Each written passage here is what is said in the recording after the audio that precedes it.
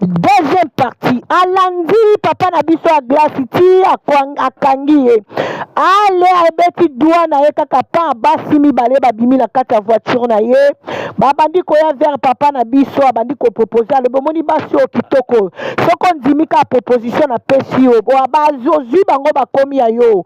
Ozwi bango likolo nango na bakiselo mbongo. Zwa bango nyoso mibale bakoma basi no kaka na proposition na sengi yo.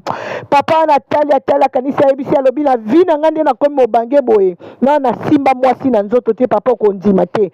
Naza na posa basi te pardon. Tikanga na zelata nzambe pardon papa naza na posa ya vie. Mena zelata ya nzambe naza na posa ya mbongo. Mena zelata ya nzambe papa na kimi lisusu.